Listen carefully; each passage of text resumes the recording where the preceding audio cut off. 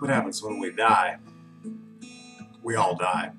I don't personally know of anybody that's still alive that didn't die after several years. Some of us die sooner than others, which is a tragedy. But one thing I know, that if the good Lord tarries, we're all going to die. What happens when we die? Some people say there's not a God. Some people say we're just here by accident. But the truth of the matter is, no matter what they say, they're going to die. Nobody's figured out how to live forever on this life by their own strength. So, what happens when we die? I heard a story of a man who passed away, very wealthy. He had told his wife that when he died, he wanted all his money with him. So after he died, they asked his wife, "Did you give him all his money?" She put an envelope in the casket. She said, "Well, yes, I did." She said, "I wrote him a check for every bit of his money. I doubt he was able to cash it because you can't take it with you." And the Bible says, "Don't store up treasure on earth where rust and moth will eat it. Store your treasures up in heaven." What does that mean? That means what really matters is people. You know, things don't matter, people matter. So love people.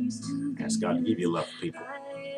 And you'll be surprised at the great things that will happen. It's no coincidence that Jesus said it's better to give than receive. When you give, you do receive.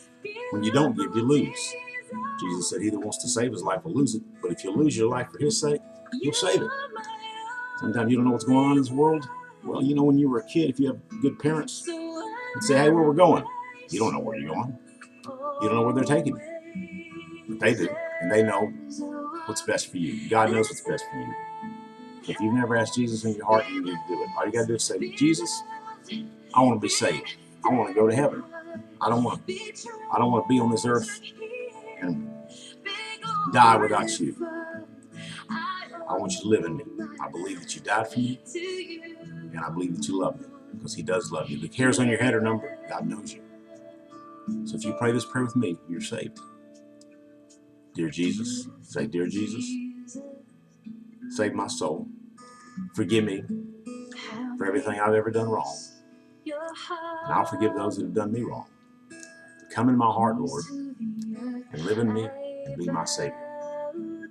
In Jesus' name, amen." And if you said that prayer, you're saved. And if you'll email me your address, I'll send you a whole bunch of free information on how to stay saved, not necessarily stay saved, but how to know more about God. Because once God comes in your heart and saves you, he's got you. And he's going to have you the rest of your life. And if you'll give your life to him, he'll bless it beyond what you've ever dreamed. It says in the good book, it says that God will give us the desires of our heart. And to him who is above and able to do great and exceeding things beyond what we could ever ask or think, that's the way he's going to do it for you. Because you put your trust in him. And listen to him. He loves you. I love you. God bless you. Have a great day. Amen.